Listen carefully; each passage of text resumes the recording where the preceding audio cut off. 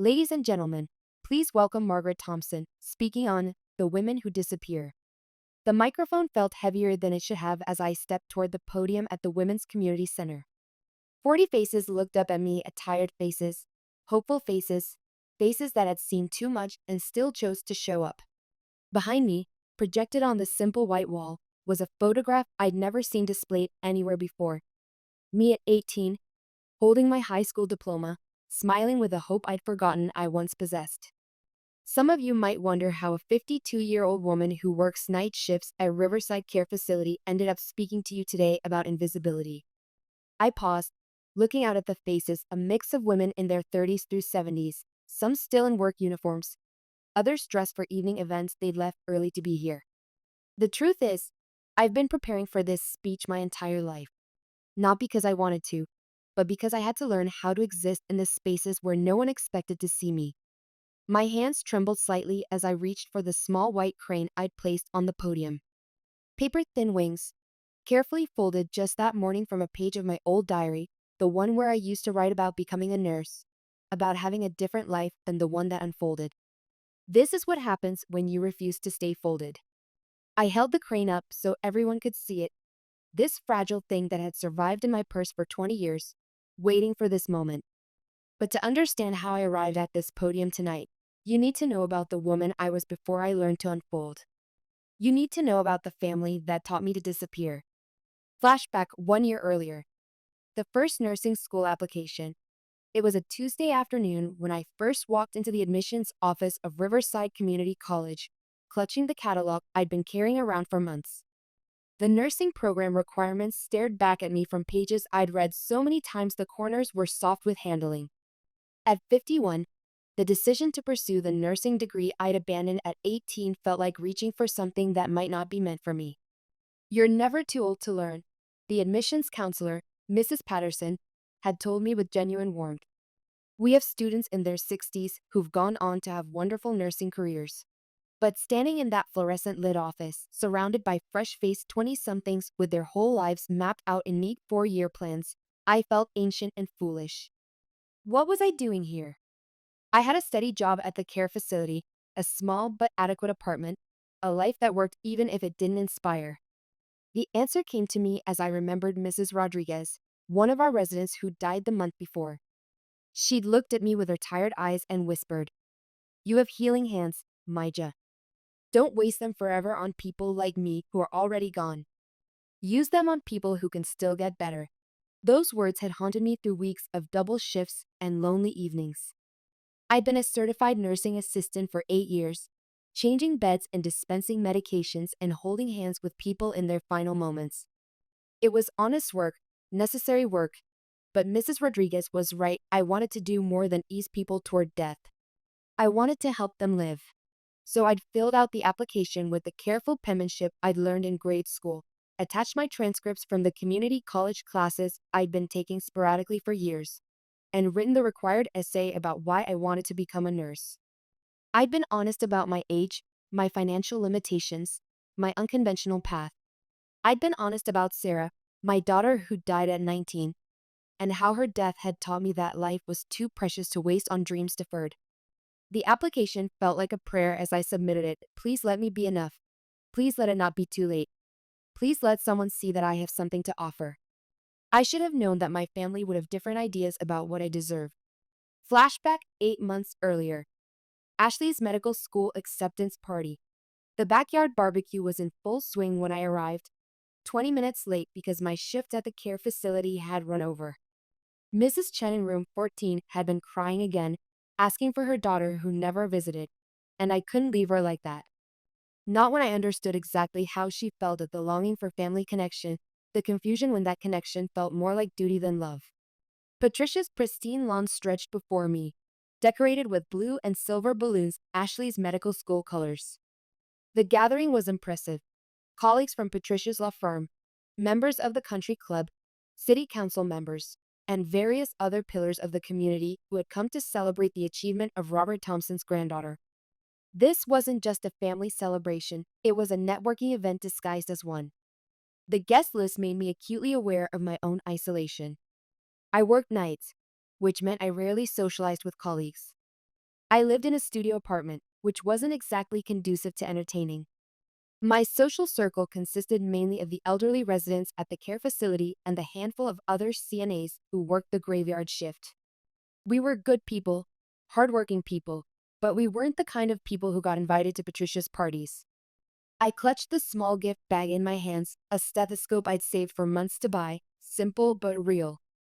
Something Ashley could actually use, unlike the decorative medical texts and designer accessories she'd probably received from everyone else. The price tag had made me wince, nearly a full day's wages, but I'd wanted to give her something meaningful. Something that said I believed in her dreams, even if mine had been repeatedly deferred. Margaret, you made it. Patricia glided toward me in a pale blue dress that probably cost more than my monthly rent. Her smile was bright, automatic, and stopped just short of her eyes. I was beginning to worry the facility might keep you too long. The way she said facility, like it was something distasteful she had to acknowledge. Not your job or work, the facility. As if I were visiting there rather than earning an honest living there.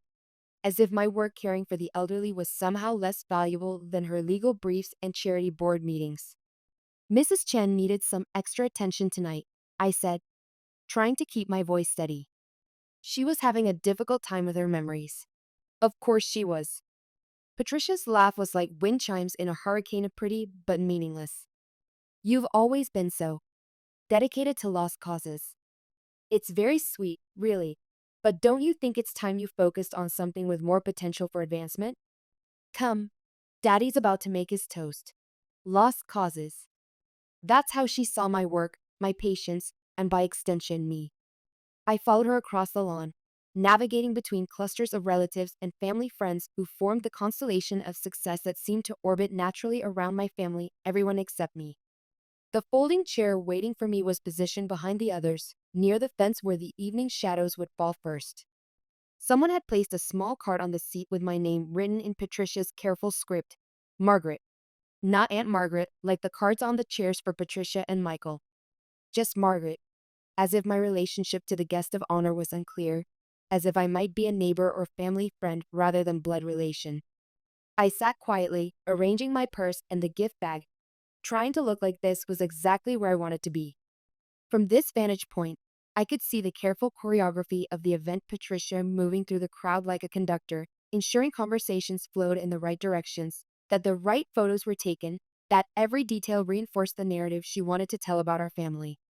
Robert stood at the head of the gathering, his military posture unchanged by his 78 years. At 78, he still carried the authority that had made him successful in business after his service in Korea. In his hand was a crystal glass. Everything in Patricia's house was crystal, raised high in the golden hour light. Today we celebrate not just Ashley's acceptance to medical school, his voice carried the commanding tone that had never left him since Korea, but the continuation of a tradition. The Thompson name has always stood for achievement, for making something of ourselves in this world. Murmurs of agreement rippled through the crowd. Ashley, radiant in her white sundress, beamed beside her grandfather with the confidence of someone who had never doubted her place in the world, who had never been made to feel like an accident or an afterthought in the family story. From my generation that built businesses from nothing, Robert continued, gesturing toward the elegance spread around us, to Patricia's generation that elevated us to professional success, to Ashley's generation that will carry us into the future of medicine, we are a family that understands the value of excellence. I felt my throat tighten. 20 years of caring for the elderly, of holding hands with people in their final moments, of working double shifts to make ends meet while slowly accumulating college credits whenever I could afford them, none of that was excellence in Robert's eyes. None of that counted as making something of myself. In his narrative, I was the daughter who had failed to launch, who had gotten pregnant too young and derailed whatever potential I might have had. So let's raise our glasses, Robert continued, his voice warming as he looked at Ashley. To Ashley, and to the legacy she'll carry forward. To the grandchild who makes us proud. The grandchild. Singular. As if I didn't exist. As if my daughter Sarah, who died in that car accident at 19, had never existed either. Sarah, who had been funny and kind and brilliant, who had wanted to be a teacher, who had volunteered at the animal shelter and made friendship bracelets for kids in the cancer ward. Sarah, whose absence was a hole in my heart that would never fully heal, whose memory no one in my family ever spoke of because her existence reminded them of my mistakes. I didn't have a crystal glass to raise. Someone had forgotten to include me in the distribution of drinks, though I suspected the oversight was intentional. I sat with my hands folded in my lap, watching my family toast to a legacy that apparently had no room for me or my lost daughter. After the toast, I approached Ashley to give her my gift. She was surrounded by admirers, accepting congratulations with the grace of someone accustomed to being celebrated. Aunt Margaret. Her face lit up when she saw me, which was more genuine warmth than I'd received from anyone else at this gathering. I'm so glad you came. I wouldn't miss it, sweetheart. I brought you something. She opened the gift bag carefully, her eyes widening when she saw the stethoscope. Aunt Margaret, this is beautiful. And it's a really good brand. These are expensive. I wanted you to have something you could actually use. Something real. For a moment, her polished composure slipped, and I saw something vulnerable in her eyes. Thank you. That means. That means a lot coming from you. From someone who actually works in healthcare. Before I could respond, Patricia appeared at Ashley's elbow with her hostess smile. Ashley, darling, Dr. Morrison wants to discuss the pre-med program with you. He's by the roses. Ashley squeezed my hand briefly. Thank you again, Aunt Margaret. I'll treasure this. As she walked away, Patricia turned to me with a cooler expression. That was very thoughtful of you, Margaret. Though I hope you didn't strain your budget for something so expensive. The comment stung because it was true. I had strained my budget. But more than that, it was Patricia's way of reminding me of my place, of ensuring that even my generosity was framed as evidence of poor judgment rather than love. I stayed for another hour, partly out of stubbornness and partly because leaving early would have felt like admitting defeat. I watched Robert hold court with the other men, discussing business and politics with the confidence of someone who had never doubted his right to have opinions that mattered. I watched Patricia orchestrate every detail of the evening with military precision, ensuring that every moment reinforced the narrative of Thompson family success. When I finally left, no one asked me to stay longer. No one offered to walk me to my car or suggested we should get together soon. Patricia thanked me for coming with the same politeness she would have shown any acquaintance. I drove home through the quiet streets, past the high school where Ashley had been valedictorian and I had been a mediocre student, past the community college where I had been slowly accumulating credits toward a degree I might never finish, past the care facility where I would be back at work in 12 hours. In my studio apartment, I sat on my narrow bed and looked at the photo I kept on my nightstand of Sarah at 17, laughing at something I couldn't remember, her whole life ahead of her. I thought about Ashley's bright future and Sarah's lost one, and I felt something stir in my chest that I hadn't felt in years. Hope. Dangerous, foolish, probably doomed hope. But hope nonetheless. Flashback 6 months earlier. The Heritage Project betrayal. The call had come on a Tuesday morning while I was getting ready for my shift. Patricia's voice, bright and businesslike, filled my small apartment kitchen through the speakerphone while I packed my lunch, this same peanut butter sandwich and apple I'd been packing for years because it was cheap, filling, and didn't require refrigeration during my long shifts. Margaret, I hope you don't mind, but I volunteered our family for the Community Heritage Project. You know, the one where they showcase local families who've contributed to the area's development. I balanced the phone between my ear and shoulder while I wrapped my sandwich. That sounds nice, Patricia. What do you need from me? Oh, nothing really. I'll handle all the coordination. The Historical Society just needs family photos, documents, that sort of thing. I have most of what they need already. I just wanted to give you a heads up in case anyone asks you about it. Nothing. She needed nothing from me. Not my story, not my contribution to the family, not even my presence. I should have paid more attention to the careful way she phrased it, should have heard the warning in her casual tone. Will there be some kind of display? I asked, trying to keep my voice light. It might be nice to include some photos of Sarah. She was part of the family legacy too, with all her volunteer work. There was a pause, just long enough for me to notice. Well, the focus is really on contributions to community development, business achievements, civic leadership, that sort of thing. I'm not sure Sarah's story would fit the theme they're looking for. Sarah's story. As if my daughter's 19 years of life were just a story, and not even one worth telling. Sarah, who had tutored struggling readers at the elementary school. Sarah, who had organized coat drives for homeless families every winter. Sarah, who had been accepted to the state university with plans to become a special education teacher before that drunk driver changed everything. 2 weeks later, I drove past the community center and saw the banner announcing the Heritage Project exhibition. On impulse, I parked and went inside, telling myself I was just curious about how they had chosen to represent our family. The Thompson family display dominated one wall of the main gallery. The Thompson family, 3 generations of leadership, read the elegant brass plaque. Patricia's photo was positioned prominently in the center, her law degree prominently displayed, her picture with the mayor at some ribbon-cutting ceremony, her various charitable board positions listed in elegant script. She looked polished, successful, exactly the kind of woman you would want representing your family's legacy. Robert's panel showcased his military service and the construction company he'd built from nothing after returning from Korea. The photos showed him in uniform, then in hard hats at construction sites, then in suits at business dinners. It was an impressive narrative of post-war American success, the kind of story that made for compelling local history. Michael's section highlighted his inheritance of the business and expansion into commercial development. There were photos of buildings he'd constructed, awards from the Chamber of Commerce, newspaper clippings about his latest projects. Ashley had her own panel, The Next Generation, featuring her academic achievements, her medical school acceptance, and a quote about her commitment to serving the community through medicine.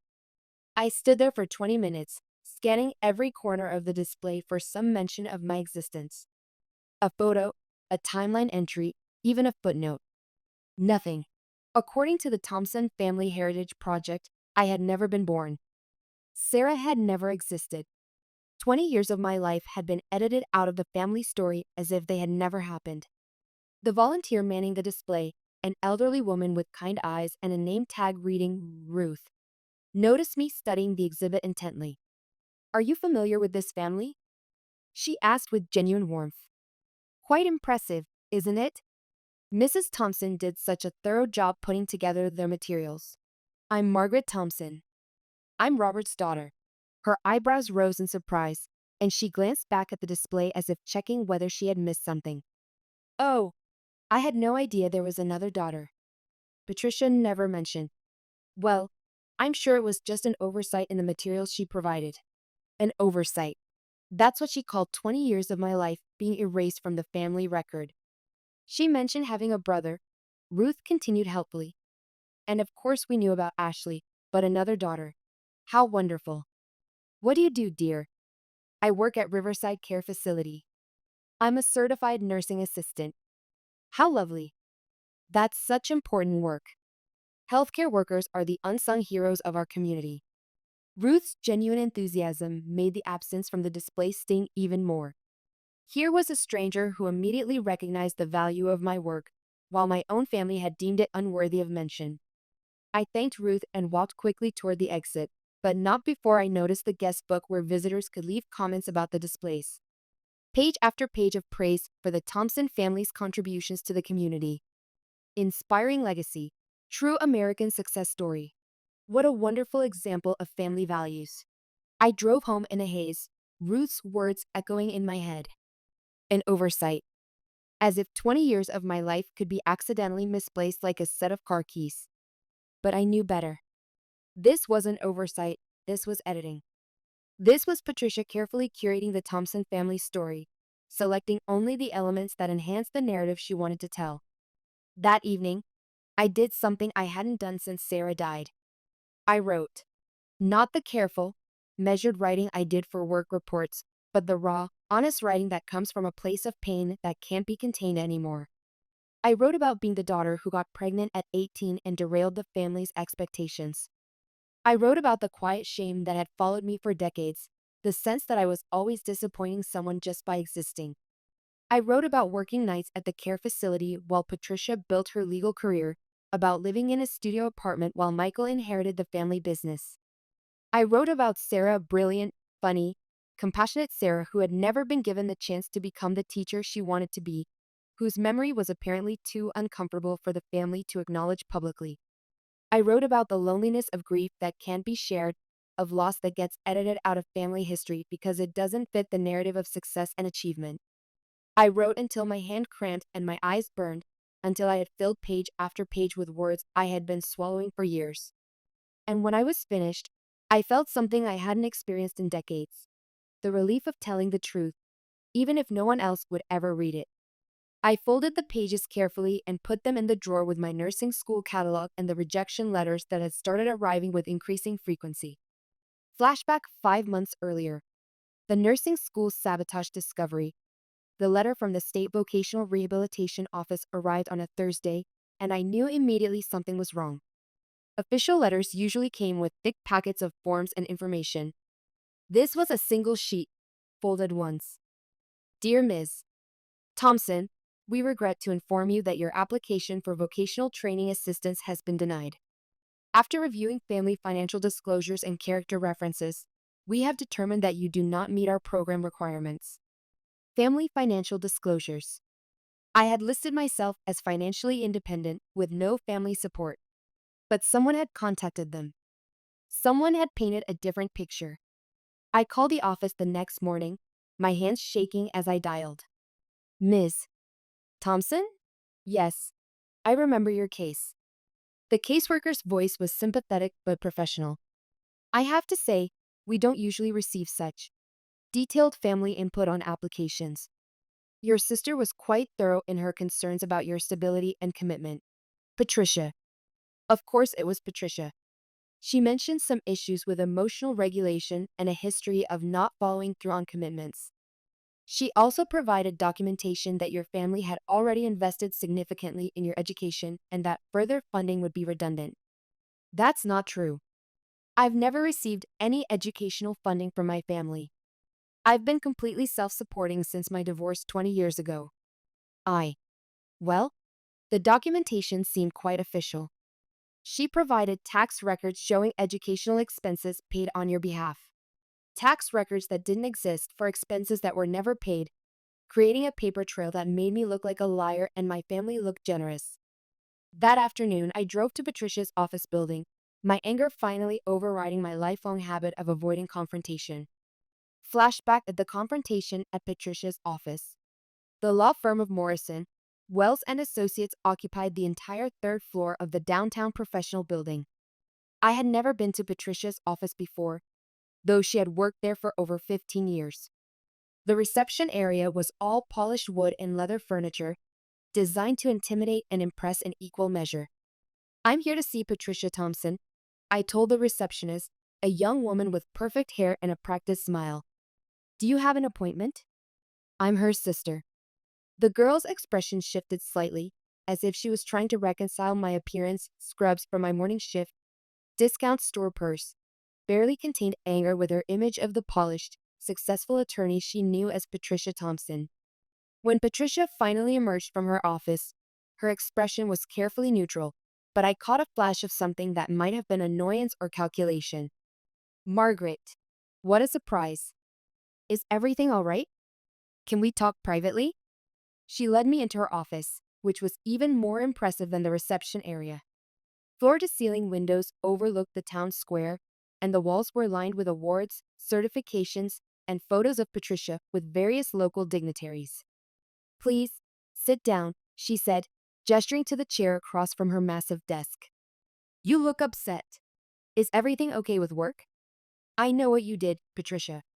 The nursing school applications. The vocational rehabilitation office.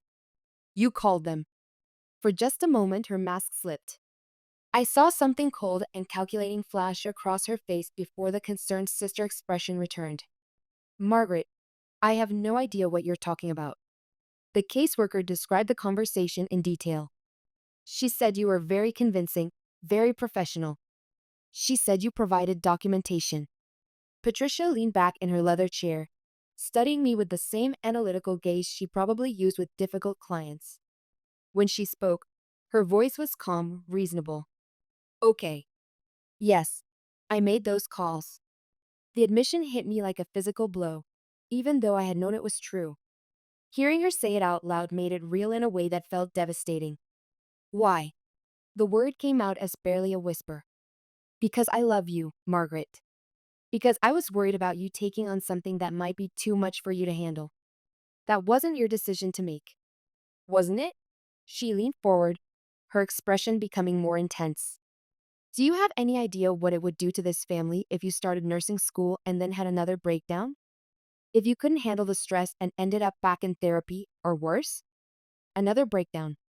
She was referring to the months after Sarah's death when I had been so consumed with grief that I could barely function. I had seen a counselor, taken some time off work, allowed myself to grieve in a way that my family found uncomfortable and embarrassing. That was 15 years ago, Patricia. I've been stable for her, have you? She stood up and walked to the window, her back to me. Margaret, you work nights at a care facility. You live in a studio apartment. You drive a car that's older than some of my law clerks. You've never remarried, never built any kind of life for yourself. And now, at 51, you suddenly decide you want to be a nurse. Each word was carefully chosen, designed to wound. She was describing my life as if it were evidence of failure rather than evidence of survival. As if working honestly and living within my means was proof of inadequacy rather than responsibility. I work nights because it pays better, I said quietly. I live in a studio apartment because it's what I can afford. I drive an old car because it's reliable. And I want to be a nurse because I'm good at taking care of people. Are you? She turned around, her expression skeptical. Or are you good at settling for less than you deserve because you've convinced yourself that's all you're worth? The cruelty of it took my breath away. She was twisting my financial limitations into character flaws, my contentment with simple pleasures into evidence of low self-esteem. What I do for a living has value, Patricia. The people I care for matter. Of course they do. And you're very good at what you do. But nursing school? At your age, with your history? Margaret, be realistic. You barely graduated from high school. You've never finished college. You couldn't even finish raising your own daughter. The last sentence hung in the air like poison gas. She had crossed a line that could never be uncrossed, used my daughter's death as a weapon against me. Sarah died in a car accident, I said, my voice shaking. That's not the same as not finishing raising her, isn't it? Patricia's voice was soft now, which somehow made it worse. She was 19, Margaret. Still making risky choices, still needing guidance. If you had been more involved, more present, maybe. Stop. I stood up so fast that the chair rolled backward. Don't you dare blame me for Sarah's death. I'm not blaming you. I'm just saying that maybe it's time to acknowledge that taking care of other people isn't actually your strength. Maybe it's time to stop pretending you're someone you're not. I stared at her across the expanse of her perfect office. This woman who shared my DNA but seemed to belong to a different species entirely. In that moment, I saw her clearly for the first time, not as my successful older sister, but as someone who had built her sense of worth by diminishing mine, who needed me to fail in order to feel good about her own success. You sabotaged me, I said quietly. You didn't just disagree with my choice or try to talk me out of it. You actively worked to destroy my chances. I protected you from making a mistake that would have hurt the entire family. No, Patricia. You protected yourself from having a sister who might actually succeed at something. Her face flushed slightly, the first crack in her professional composure. That's ridiculous. Is it? When's the last time you introduced me as your sister? When's the last time you included me in your Christmas card photo or mentioned my job to your friends? When's the last time you treated me like someone whose opinion mattered? She was quiet for a long moment, and I could see her calculating, trying to find the right words to regain control of the conversation. Margaret, you're upset, and I understand that. But you're not thinking clearly. Nursing school at 51? It's not realistic. It's not practical. And frankly, it's not fair to younger students who are just starting their careers. Why? I asked. Because I might actually be good at it? Because I might prove that you were wrong about me all these years? Because you might fail, she said simply. And when you do, it will reflect on all of us. Dad's reputation, my practice, Ashley's future, we're all connected, Margaret. Your choices affect more than just you. There it was. The truth she had been dancing around. I wasn't a person in my own right, I was a liability to be managed. A potential source of embarrassment that needed to be contained. I see, I said quietly.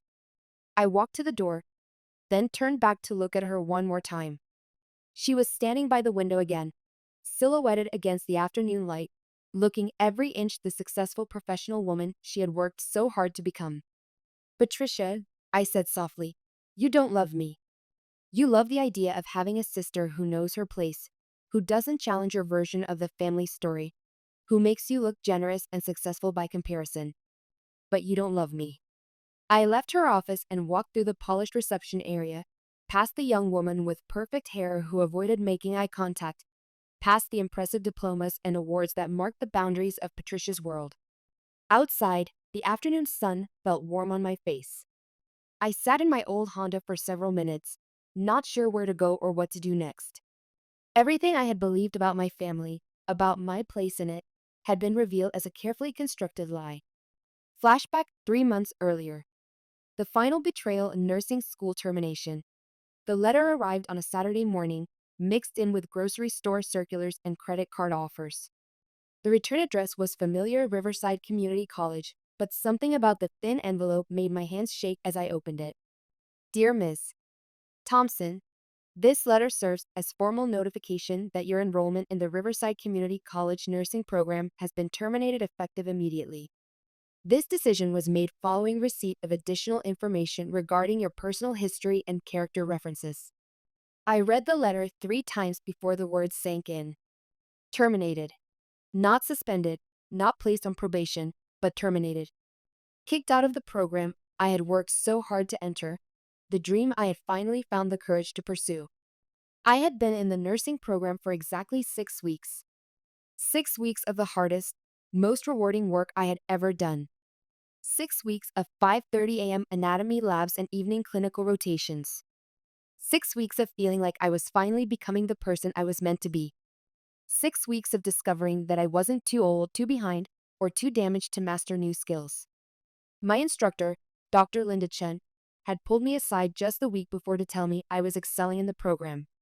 You have a natural aptitude for patient care, she'd said. Your life experience gives you insights that our younger students don't have yet. You're going to make an excellent nurse. Now all of that was gone. I called Dr. Chen's direct number with shaking fingers. Dr. Chen, this is Margaret Thompson. I just received a letter saying I've been terminated from the nursing program. I don't understand what happened. There was a long pause. Margaret, I'm so sorry you had to find out this way. I fought against this decision, but I was overruled by the administration. What additional information? What concerns about my character? Another pause. Someone contacted the college with allegations about your work history.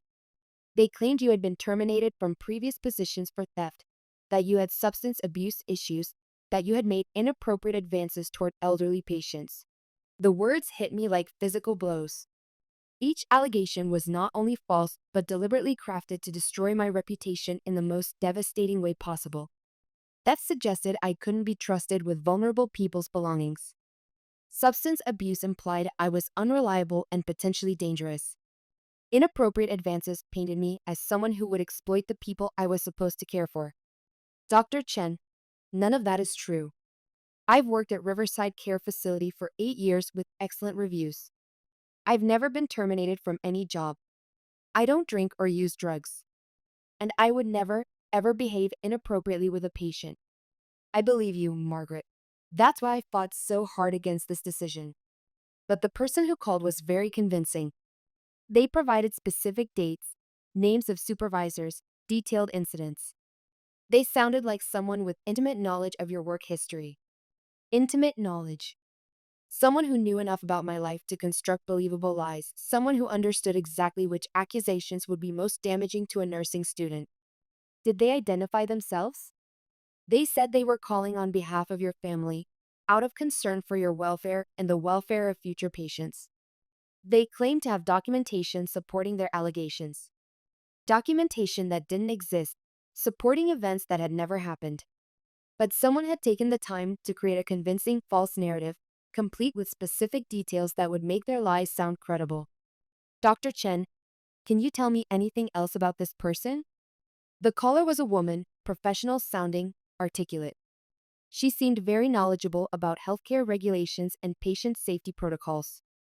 She spoke like someone with legal or medical training. Legal training. My stomach dropped as the pieces fell into place. Patricia had done this. Not content with sabotaging my initial applications, she had waited until I was actually in the program, until I had started to believe in myself, until I had begun to hope. Then she had destroyed everything with a precision that spoke of careful planning and intimate knowledge of my vulnerabilities. After I hung up, I sat in my kitchen staring at the termination letter until the words blurred together. 6 weeks of early mornings and late night studying. 6 weeks of clinical rotations where I had finally felt like I was making a difference. 6 weeks of believing that maybe, at 51, I could still become the person I was meant to be. All destroyed by someone who claimed to love me. I called Janet Morrison, my supervisor at the care facility. I needed to hear from someone who actually knew my work, who could confirm that I wasn't the person Patricia had painted me to be. Janet, I need to ask you something, and I need you to be completely honest with me. Have you ever had any concerns about my work performance? Any issues with my reliability or conduct with patients? Margaret, what's wrong? You sound upset. Please just answer the question. Of course not. You're one of our best CNAs. Patients specifically request you because you're so good with them. Your attendance record is perfect. Your reviews are excellent. Margaret, what's happening? I told her about the nursing program, about the allegations, about the termination. Janet listened in stunned silence.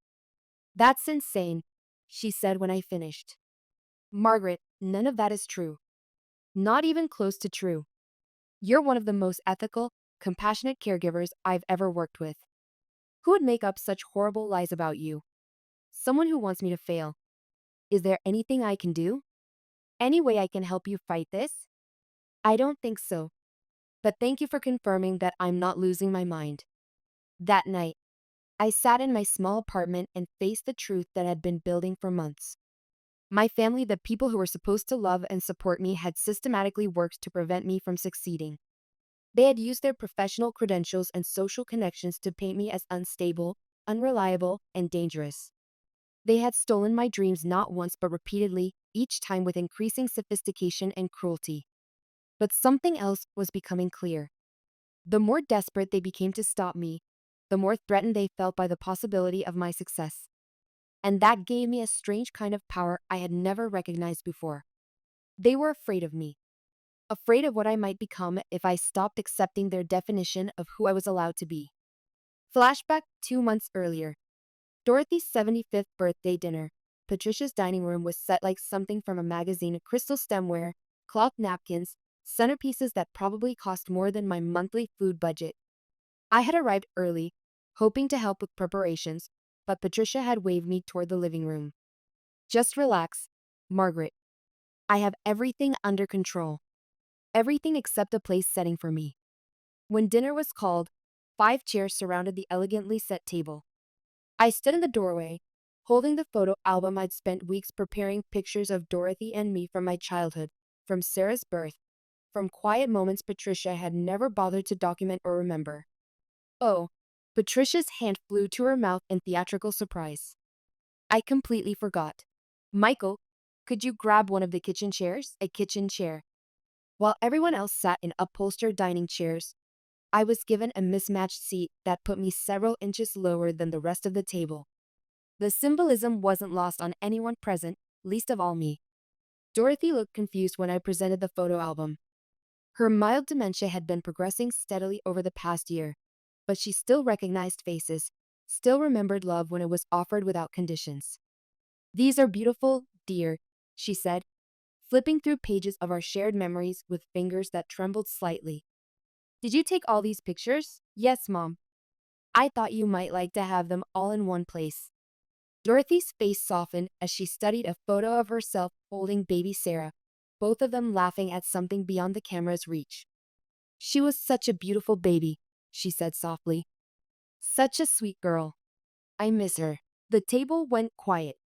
Sarah's name was rarely spoken in family gatherings, as if mentioning her might remind everyone of the messy complications that didn't fit their success narrative. Patricia's voice cut across the silence like a knife. How thoughtful, Margaret. Though, mother, you should probably save your energy for the real present. She gestured to a small wrapped box beside Dorothy's plate. I had her favorite earrings replicated from that old photograph, the ones Daddy gave her on their wedding day. They're real diamonds this time. Real diamonds. As opposed to my fake memories, my worthless sentimentality. The implication hung in the air like smoke that my handmade gift was somehow less valuable than Patricia's expensive gesture, that my time and effort counted for less than her money. Dorothy opened the elegant box and gasped appropriately at the sparkling studs. Oh, Patricia, they're lovely. Just like the ones from the photograph. I had them made by Tiffany, Patricia said with satisfaction. I wanted them to last. The photo album was forgotten, pushed aside to make room for dessert plates. Dorothy fastened the earrings with Patricia's help, admiring herself in the reflection of a silver serving spoon while the family praised Patricia's thoughtfulness and generosity. After dinner, as I helped clear the table, I found my gift abandoned on the sideboard. Someone had closed the photo album without looking through it completely, and when I opened it, I saw that several photos had fallen out and been left scattered beside the forgotten gift. One photo caught my eye: Sarah at 16, sitting with Dorothy in the garden behind my old house, both of them bent over a crossword puzzle. Dorothy's hair was still full and dark, and Sarah was laughing at something her grandmother had said. It was a moment of pure connection, uncomplicated by the tensions that would later divide our family. I slipped the photo into my purse along with the abandoned album. If Dorothy's memory was fading, at least I could preserve the evidence of the love we had shared, even if no one else valued it. Margaret? Dorothy appeared beside me, moving with the careful steps of someone no longer sure of her balance. Thank you for the pictures, dear. They reminded me of things I thought I'd forgotten. I'm glad you liked them, Mom. She lowered her voice, glancing around to make sure we weren't overheard. Sometimes I get confused about things, but I remember you taking care of me. I remember you being kind when I was scared. That matters more than earrings. Her words hit me like a gentle benediction, a reminder that love didn't always need to be performed for an audience to be real. Flashback 1 month earlier. Finding my voice. The flyer was pinned to the bulletin board at the Women's Center, almost hidden behind notices for job training programs and support groups. Speakers wanted. Women's Stories of Resilience. Monthly Community Forum. Share your journey of overcoming obstacles. I stood in the hallway for 10 minutes, reading and rereading those simple words. Speakers wanted. For 51 years, I had been the woman who listened, who supported, who facilitated other people's voices while keeping my own carefully modulated and small. Are you interested in this speaking program? I turned to find a woman about my age watching me with kind eyes. She had the look of someone who had seen difficulties and come through them stronger, not broken. I'm not sure, I said honestly. I don't know if I have anything worth saying. Everyone has something worth saying. The question is whether you're ready to say it. She extended her hand. I'm Dr. Elena Martinez. I coordinate the speakers program. Margaret Thompson. I work at Riverside Care Facility. Healthcare worker. I bet you have stories that would inspire people. Not those kinds of stories. More like family stories. Difficult family stories. Elena's expression shifted, becoming more interested. Some of our most powerful speakers have been women dealing with family dysfunction. There's something particularly painful about being hurt by the people who are supposed to love you. I found myself nodding.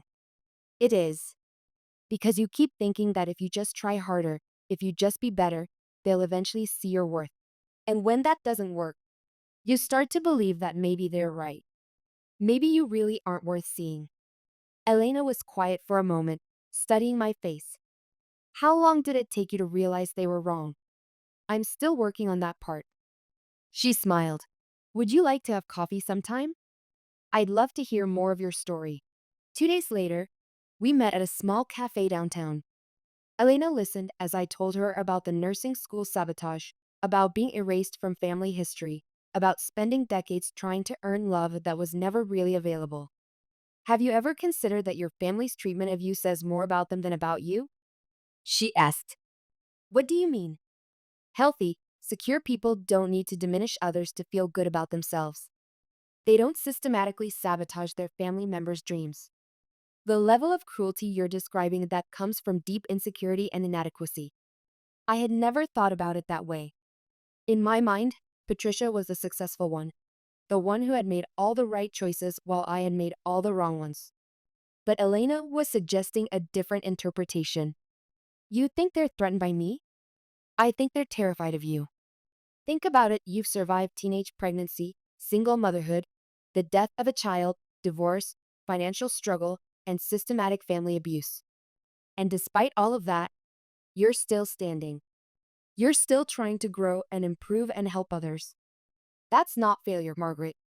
That's extraordinary resilience. Extraordinary resilience. No one had ever described me that way before. Most people, Elena continued, would have been broken by what you've endured.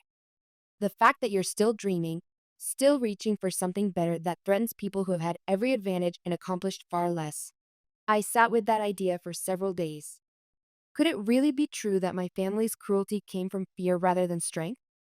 That their need to diminish me revealed their own weakness rather than my inadequacy? I think I'd like to speak at your forum, I told her when I called a week later. I was hoping you'd say that. How much time do you need to prepare? A lifetime, apparently. But I'll settle for a month. Present day, the Women's Center speech. I looked out at the faces in the small auditorium. These women who had come to hear about invisibility because they recognized it in their own lives. The paper crane in my hands felt like a promise I was finally ready to keep.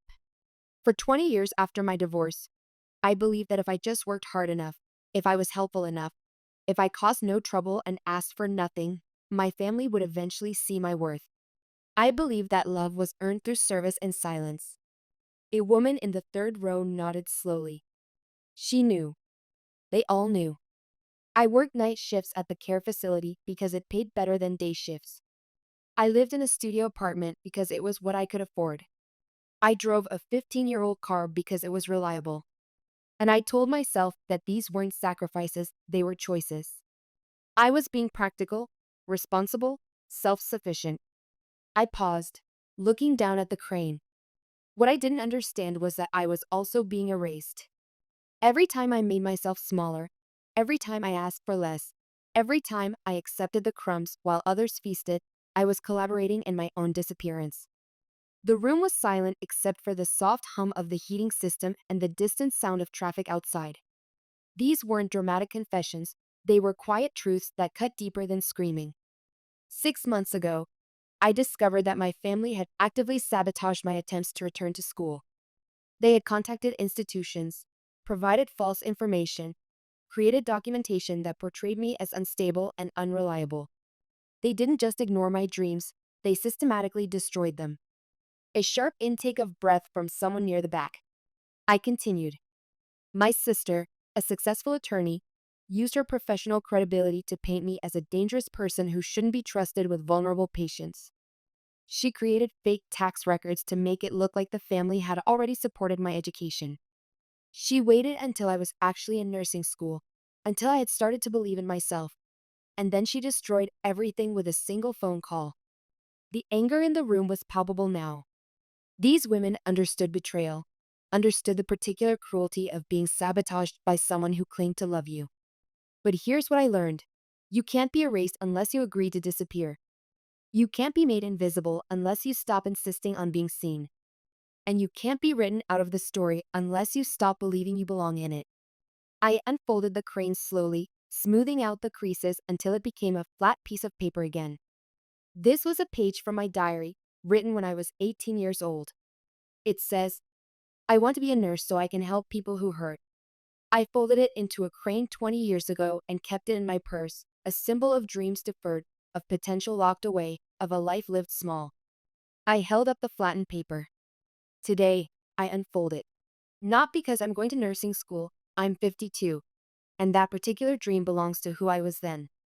but because I refused to keep my life folded up anymore. Because I refused to make myself small enough to fit into spaces where I was never welcome anyway. The woman in the third row was crying now. So was the young mother in the front, and the elderly woman by the window whose children never called. Some of you came here tonight thinking about the families who don't see you, the jobs that undervalue you, the relationships where you've learned to ask for less and less until you're asking for nothing at all. I stepped out from behind the podium, walking closer to the audience. I want you to know that your worth is not determined by other people's ability to recognize it. Your value is not diminished by their blindness. And your story, your real story, not the edited version they preferred, that story matters. A hand went up in the middle of the room. I nodded toward a woman who looked to be about my age, wearing scrubs that suggested she worked in healthcare. How do you? How do you start over when you're our age? When everyone has already decided who you are. You start by deciding for yourself, I said. You start by refusing to accept their definition of who you're allowed to be. You start small if you have to, but you start. And you keep starting every day until starting becomes living. Another hand. A younger woman, maybe in her 30s, with tired eyes that spoke of too many disappointments. What if they're right, though? What if we really aren't capable of more? Then you fail, I said simply. You try and you fail, and you discover that failure is survivable. But you fail on your own terms, pursuing your own dreams, not living in the small box someone else built for you. And sometimes, what looks like failure to them is actually freedom to you. The questions continued for another 20 minutes. Women asking about leaving marriages that had become prisons, about pursuing careers after raising children, about finding their voices after decades of silence. Each question was a variation on the same theme. How do you become visible when you've been invisible for so long? I answered as honestly as I could, drawing from my own experience but acknowledging that every woman's path would be different. When the formal Q&A ended, several women approached me individually, wanting to share their own stories, to make connections with someone who understood. Elena appeared at my elbow as the last woman left. That was extraordinary, she said. We've never had a response like that to a speaker. It felt good to be heard. I have another proposition for you. The Women's Center is starting a new program, support groups for women over 40 who are making major life changes. We need someone to facilitate them, someone who really understands what these women are going through. The position comes with a small salary and benefits. Would you be interested? I looked around the small auditorium where I had just told my story to 40 strangers who had become, in the space of 2 hours, something like a chosen family. Yes, I said without hesitation. I would be very interested. Epilogue 6 months later. The new life, the apartment is still small, the car still old, but everything else has changed in ways I couldn't have imagined 6 months ago. The Women's Center became my second home, then my primary workplace when I left the care facility to become a full-time program coordinator. The support groups I facilitate have grown from 1 to 4, serving women who are leaving marriages, changing careers, going back to school, starting businesses, or simply learning to put themselves first for the first time in their lives. The work pays less than my nursing assistant job, but it feeds my soul in a way that makes the financial sacrifice worthwhile. I wake up every morning excited about the women I'll meet with, the breakthroughs they'll experience, the courage they'll find to change their lives. My relationship with my family has shifted in ways that feel both sad and liberating. My phone rings less frequently with family obligations disguised as invitations. When it does ring, I've learned to decline politely but firmly. I'm sorry, but I have other plans. I don't explain what those plans are or justify why they're more important than whatever family event I'm being summoned to attend. The guilt that used to follow me through my days has been replaced by something I'm still learning to name. Not happiness exactly, but a kind of peaceful self-possession, a sense that I am finally living my own life rather than the one others designed for me. 3 months ago, Ashley called. Not Patricia, not Robert, but Ashley herself. Aunt Margaret? I heard about your speech. Someone posted a video online, and I watched it. I didn't know about the nursing school thing, about any of it. I'm sorry. I sat in my new office at the Women's Center, looking out at the small garden where some of our group members had planted flowers, and felt something I hadn't experienced in years. Hope for the next generation. Thank you for calling, Ashley. That means a lot. Could we? Could we maybe have coffee sometime? Just us. I'd like to hear more about your work. And about Sarah. No one ever talks about her, but I found some pictures, and I realized I don't really know anything about my cousin. We met the following week at the same cafe where Elena and I had our first conversation. Ashley looked different somehow, less polished, more uncertain, but also more real. I broke up with my boyfriend, she told me after we'd ordered our coffee. He was pre-med too, and everyone thought we were perfect together. But I realized I was dating him because he looked good on paper, not because I actually liked him. How did your parents react? Mom thinks I'm having some kind of crisis. She scheduled me an appointment with a counselor to help me refocus on my goals. Ashley made air quotes around the phrase. But they're not my goals, Aunt Margaret. They're hers. I recognize the fear in her voice, the uncertainty that comes with questioning everything you've been taught to believe about yourself and your future. What are your goals? I asked. I think I want to be a teacher. Elementary school. I know it doesn't pay as much as being a doctor, and I know it won't make Grandpa as proud. But when I volunteer at the Literacy Center, I feel like myself in a way I never do in my pre-med classes. Then be a teacher. It's not that simple. There's the money they've spent on my education, the expectations, the disappointment. Ashley, I interrupted gently. Whose life is it? She was quiet for a long moment, stirring sugar into her coffee with unnecessary focus. When she looked up, her eyes were bright with unshed tears. I used to think I was lucky to have such a successful family, such clear expectations for my future.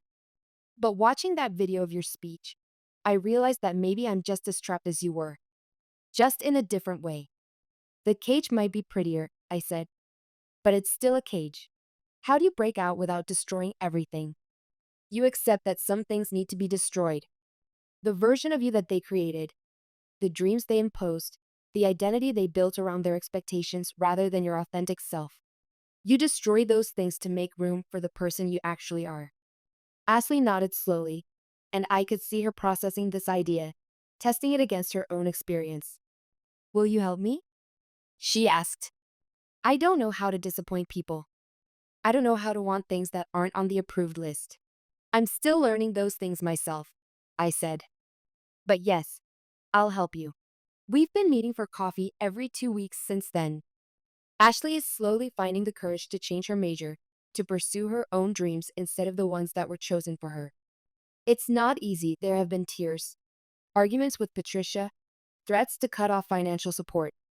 But there's also been relief, excitement, a growing sense of authenticity that she's never experienced before. Last week, she brought me a paper crane she had folded from a page of her pre-med textbook. I decided I don't need to keep everything just because someone else thought it was important, she explained. I keep that crane on my desk at the Women's Center, next to the flattened page from my old diary and a photo of Sarah that I finally had the courage to frame and display. They remind me that transformation is possible at any age, that it's never too late to unfold yourself and discover who you were meant to be. Yesterday, the phone rang while I was preparing for a new support group orientation. Patricia's name appeared on the caller ID, the first time she had contacted me directly since our confrontation at her law office months ago. I stared at the phone for several rings, feeling the familiar tightness in my chest that her calls used to trigger. Then something shifted.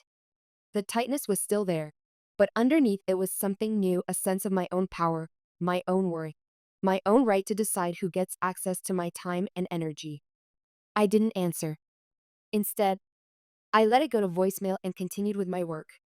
When I checked the message later, Patricia's voice was carefully modulated, professional. Margaret, I hope you're well. I've been hearing about your work at the Women's Center, and I wanted to reach out.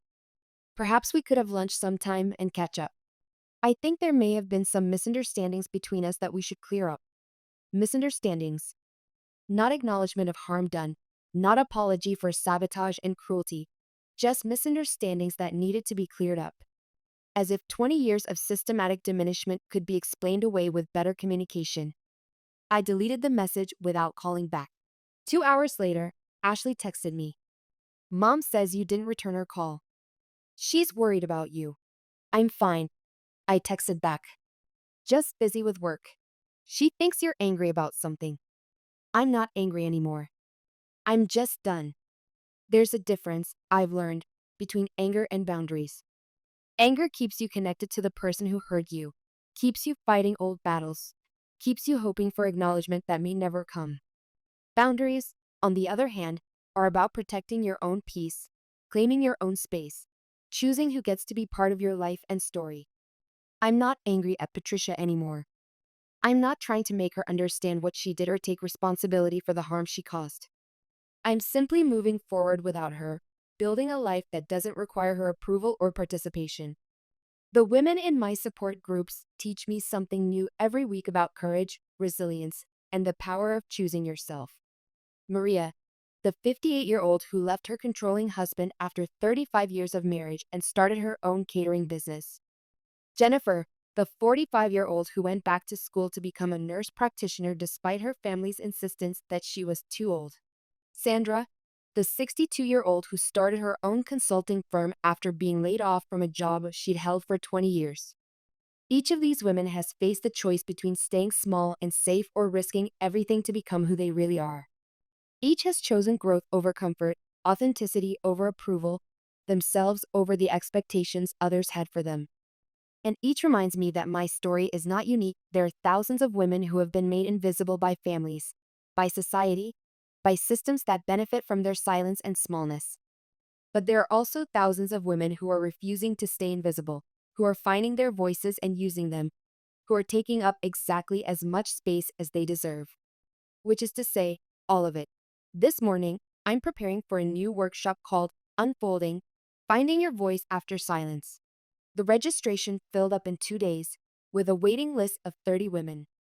The demand tells me something I already knew from my own experience. There are so many of us out there, women who have been taught to fold ourselves into convenient shapes, who have learned to make ourselves small enough to fit into spaces that were never designed for our full selves.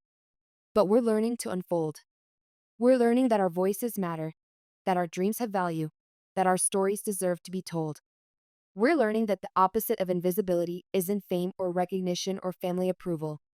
The opposite of invisibility is simply refusing to disappear. I keep the original paper crane on my desk at home now, the one I folded 20 years ago from my diary page about wanting to be a nurse. It's unfolded but not destroyed, smoothed flat but still carrying the memory of being creased and contained. It reminds me that even dreams that seem broken can be opened up again, examined in the light, found to be more resilient than anyone imagined. Last night, I wrote in my journal for the first time in years.